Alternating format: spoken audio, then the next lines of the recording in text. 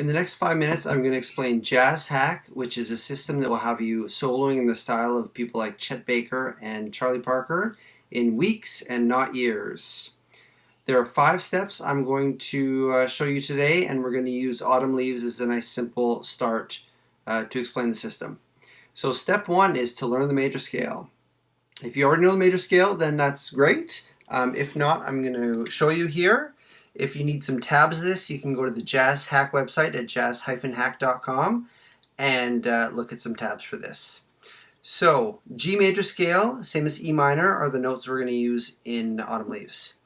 So G is the root.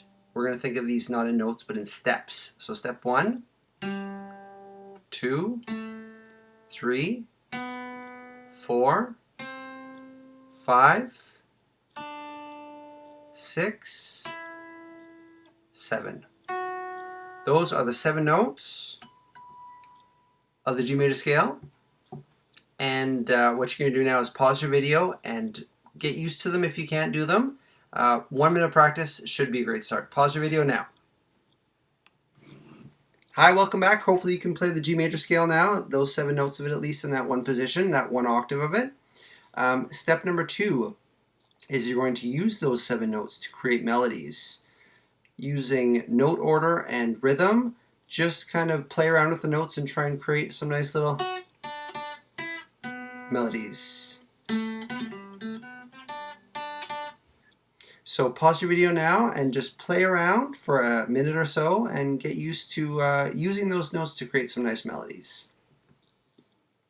Now we're going to move on to step number 3. If you are over at the Jazz Hack website, jazz-hack.com, then you can look at the explanation I'm going through and as well look at the chart of Autumn Leaves that we're going through today. So as you can see in the first 5 bars of Autumn Leaves, the only chords used are the chords that are in the key of G. So for those chords, you just use the 7 notes that we've looked at on the G major scale. But in the 6th bar is a B7 chord. B7 is not in the key of G major, so what we need to do is look at the notes that work with B7. And the G major scale almost does. 6 notes of it do, there's 1 note that we need to change. So I'll show you the notes that work well over the B7. Start with the same as the G major scale, the first step, second, third, fourth. Instead of the 5th though, we're going to play the sharp 5. And that makes it work well with the B7 chord in the 6th and the 7th step. So together we have 1, 2, 3, 4, sharp 5, 6, and 7. Those are notes that work well with the B7 chord.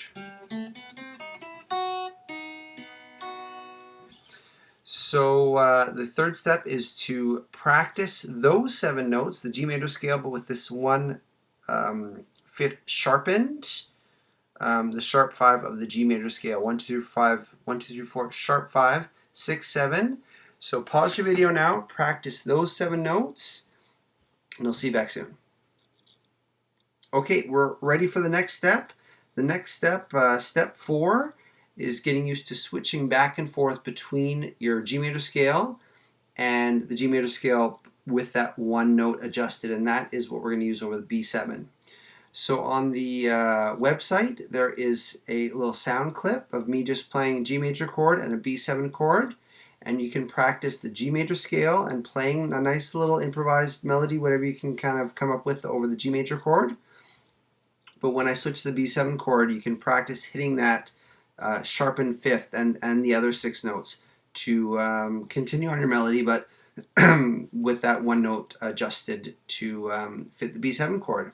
That's step number 4. Head over to the website and practice that for 1 minute. Now it's time for our last step. Our last step is to use all these notes in a backing track, over a backing track, and that is actually what a solo is. It's improvising, with a backing track with a band, hopefully. But we'll start with a backing track today.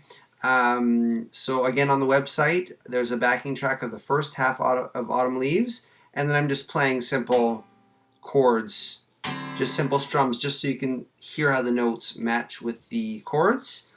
I will give you a little hint when the B7 comes so that you can hit that sharpened fifth along with the other notes of the G major scale to make some nice melodies and eventually start ripping solos.